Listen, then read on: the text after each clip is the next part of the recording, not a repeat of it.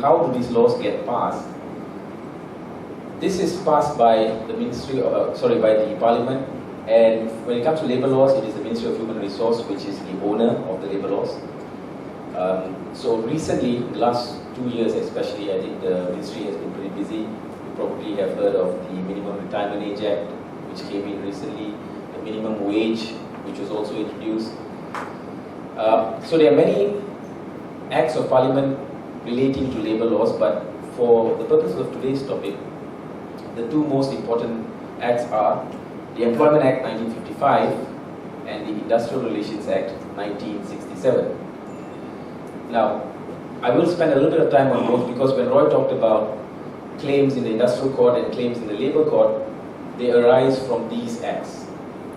The Employment Act, when he talked about the audit by the Jabatan Tenaga Kerja, the Labour Department, they are auditing based on the Employment Act. So, if there is a breach of the Employment Act, or if there is a complaint by an employee against an employer for non-payment of monies due under the laws, they could lodge the complaint with the Labour Department in Bahasa Jabatan Tenaga Kerja. But the Industrial Relations Act is a different act. That is not enforced by the Labour Department, it's enforced by the Industrial Relations Department. Yeah, so there are slight differences, actually there are major differences between the two acts, and I'll share with you a little bit about what these acts talk about. Now, you will notice the Employment Act is 1955, Industrial Relations Act 1967. You're quite right to probably conclude that our acts are old. They were passed in 1955 and 1967, and if you ask me, I think basically what we did was we copied England. Yeah, the labour laws from England, we sort of copied it, made some modifications, applied it. It still works. Of course, from 1955 to now and 1967 to now, there have been many amendments to the laws to keep it abreast with technology and changes. But predominantly, the framework of the laws are quite older. Yeah, but it doesn't mean it's bad. So let's drill down a little bit on these two acts. Yeah. Employment Act. The Employment Act provides for many provisions, but for today's purpose, I think it's important for you guys to understand that the Employment Act provides certain minimum terms and conditions for 4 categories of employees only. These 4 categories of employees are covered by the Employment Act. And if you're covered by the Employment Act, you cannot provide them terms and conditions which are less than what is in the Employment Act.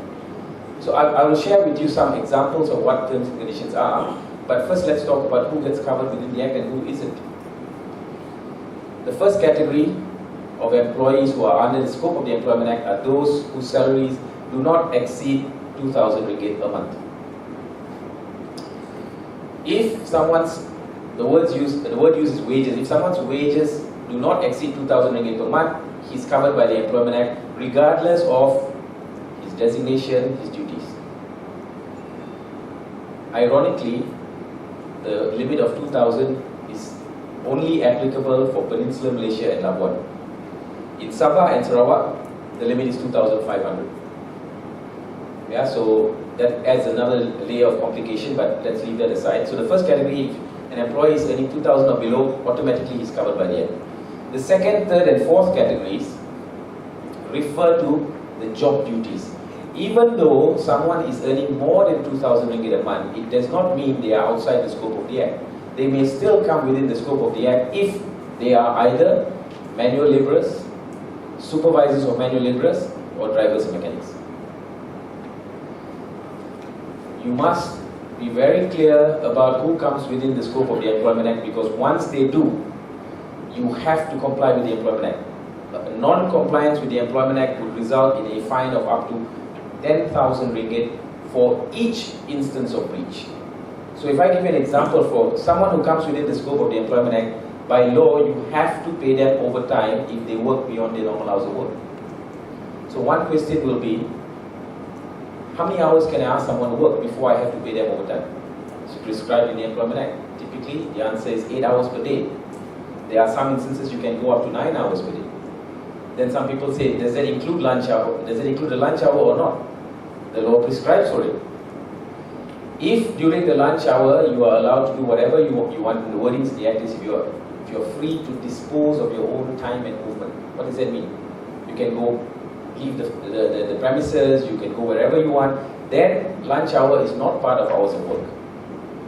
However, in some plantations, in some factories which are very remotely, they are located in very remote areas, the employer says you can't leave the premises. You have your lunch at the canteen and then you come back to work. Now in that case, they are not free to dispose of their own time and movement, and therefore lunch hour is part of the hours of work.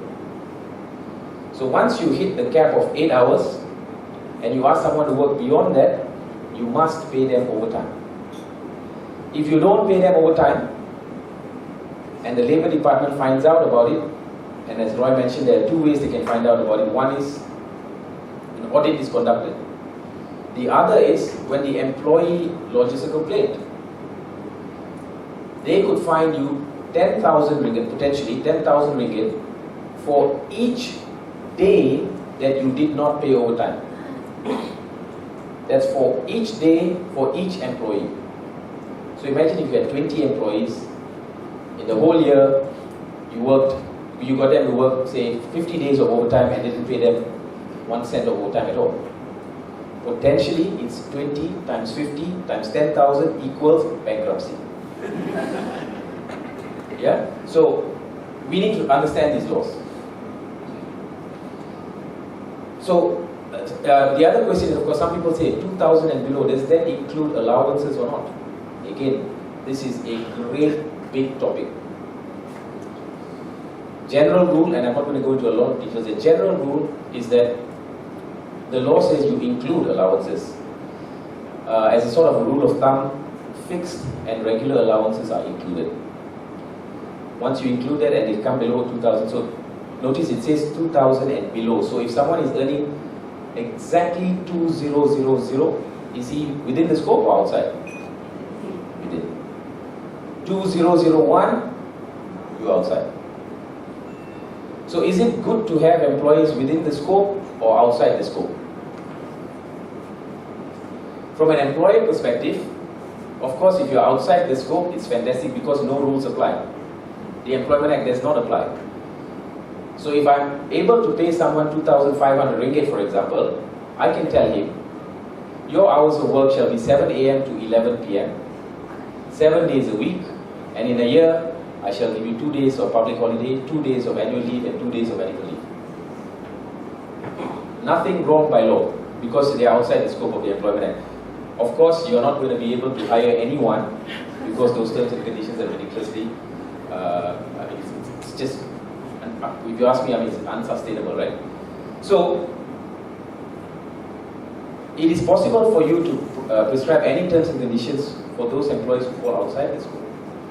But unfortunately, as employers, you are not able to afford to pay very high wages. You have to remain competitive, right?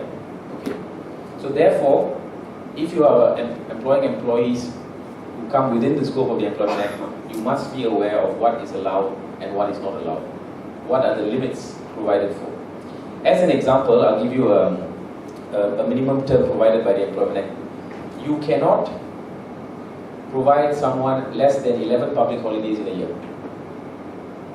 That's the minimum. And out of the 11, 5 are compulsory public holidays. You must observe these 5 public holidays. What are the 5 compulsory holidays? The Sultan's birthday, Agong's birthday, Labor Day, Merdeka Day, and Malaysia Day. These 5 are compulsory. So what does that mean? You cannot, if you still can ask employees to work on those days, but if you ask them to work, what must you do? You must pay public holiday rate. You cannot substitute an additional day of annual leave, for example. A lot of employers do that. That is wrong. You cannot do that for the 5 compulsory holidays. You cannot tell someone, please work on Merdeka Day and I will add 1 day into your annual leave. Not allowed. Even if the employee agrees. If you come within the scope of the Employment Act, forget about agreement. Even if the employee agrees, you cannot do that. I know a lot of employers, they say, okay, if you work overtime, if If you do 4 hours of overtime, I'll give you 1 additional day annual leave. Not allowed. The law says you work, you pay. Even if the employee agrees. Yeah? And the first category of 2000 and below is, like I said, it does not matter whether you are, regardless of designation and job duties. And I'll tell you why. I think the law is clever. Because if we were regulated by designation, it's easy for me to avoid the Employment Act. Let me give you an example. See, if I'm an employer, I would rather my employees not be within the Act because then I don't have to pay overtime. That's an example, right? So then I think, okay, so I've got all these production operators. How do I avoid paying overtime? Eureka moment. I shall change their designation. They shall no longer be called production operators, but they shall be known as Chief Executive Officer. So all my production operators are Chief Executive Operators. So then they come and tell me, how come you didn't pay me overtime? And my response is, you're a CEO, man. Surely I don't have to pay overtime for you. But the law says, regardless of designation, blah, blah, blah, if you're 2000 and below, you can't do this. You can call them Prime Minister for all you want. But if their salary is below 2000, they're caught by the Act. Yeah? Then you have got manual laborers, supervisors of manual laborers, and this is very technical, but you need to be aware of this. One question that some people ask is, why did the law